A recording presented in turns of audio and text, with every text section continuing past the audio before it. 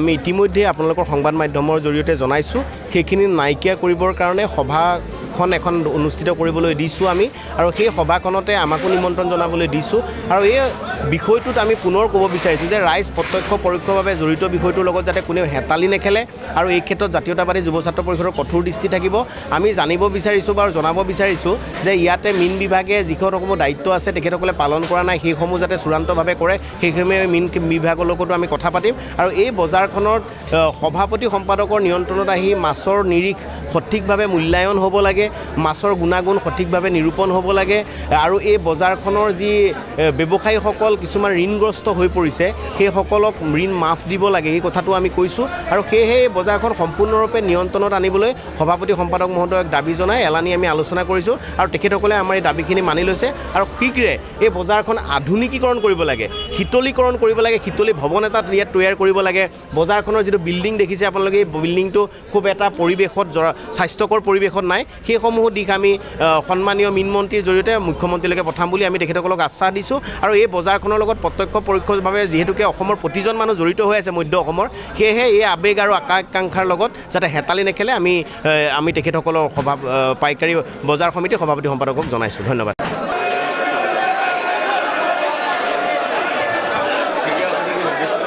সভাৰ সিদ্ধান্ত মানে আমি ৰাতিপুৱাৰ পৰা অকশ্যন কৰিব লাগিব আৰু অকশ্যনৰ যিটো ৰেট নিৰ্ধাৰণ হ'ব সেইটো বডিত হেৰি হ'ব তাৰ ভিতৰত আমি বহি পেলাই ৰাইজৰ জনসাধাৰণৰ কাৰণে ৰেটটো কিমান কমাব পাৰি তাতছে সেইটো আমি এটা আমাৰ ফালৰ পৰা আমি চেষ্টা ৰাখি পেলাই আমি সেইটো ৰেট দিবলৈ আমি চেষ্টা কৰিম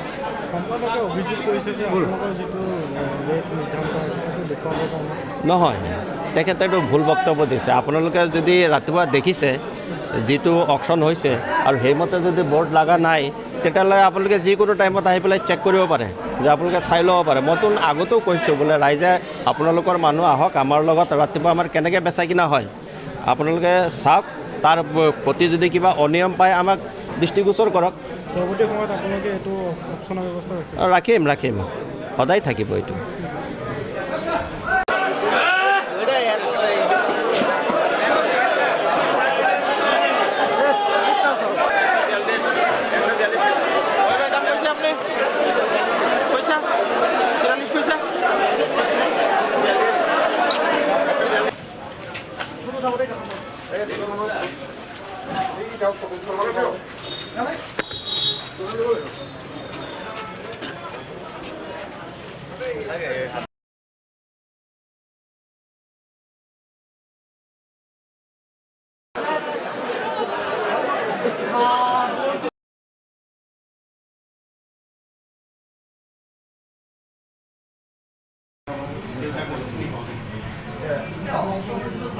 ৰাইজে দিয়া দায়িত্ব দেই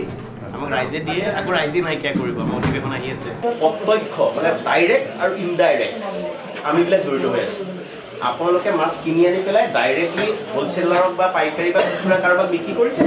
আৰু সেই খুচুৰাবিলাকৰ পৰা আমি কিনি খাইছোঁ আমি ইনডাইৰেক্ট হৈ গ'লোঁ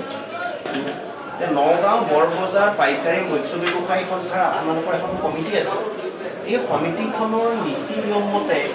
সকলোখিনি ব্যৱস্থাৱলী আপোনালোকৰ নিয়ন্ত্ৰণত আছে আমি জানিব বিচাৰিছোঁ সভাপতি মহোদয়ক পৰা গাড়ীটো লৈ গুচি যায় সেইসমূহ আপোনালোকে নিলাম কৰিব লাগিব সেইটো আমাৰ ডিমাণ্ড আছে সেই তথ্য এটা জাতীয় সংগঠনৰ হাতত আছে সেইবোৰ কিন্তু আমি মানিব লাগিব এই কমিটিখন ষ্ট্ৰেংথেন কৰা শক্তিশালী কৰা বিভাগৰ দায়িত্ব আছে আৰু মই যিটো ভাবোঁ যে এইটো মানে কি যে অৰিজিনেল হেৰিটো মই পাই থকা নাই কোৱা কথাখিনিত আপুনি অলপ অমিল পাইছে মানে কিছু মিঠাৰ আশ্ৰয় লৈছে বুলি আমি ক'ব বিচাৰিছোঁ যে কিবা মানে কি ৰহন সাজি পেলাই দিছোঁ মানে ক'বলৈ গ'লে এটা ৰহন সানি পেলাই তাক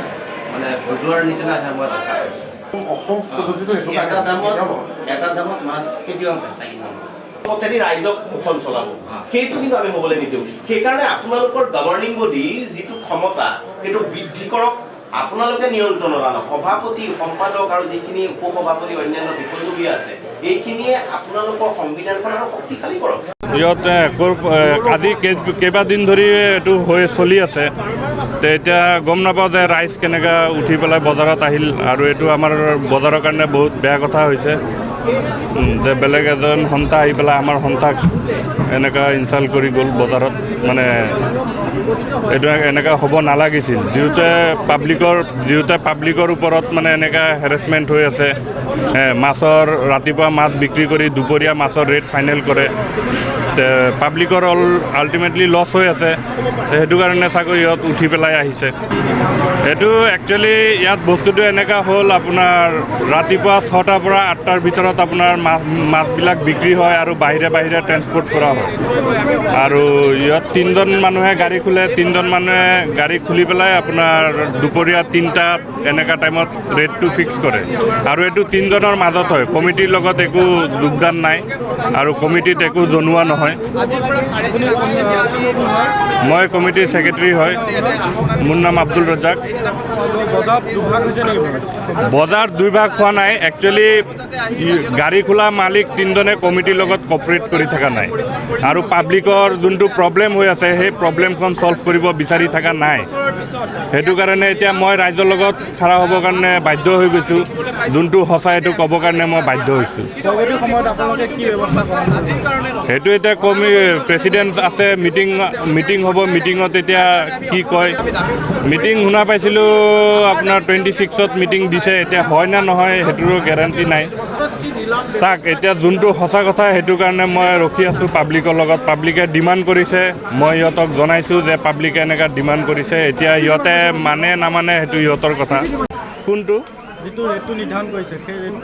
এইটো ৰেট চাওক পাব্লিকক বুজাব পাৰিব আমি বৰবজাৰত থাকোঁ গতিকে আমাৰ বৰবজাৰৰ যোনবিলাক আৰবদাৰ আছে বা ৰিটেইলাৰ আছে ইহঁতক বুজাব নোৱাৰে এইটো হ'লগৈ শ্ব'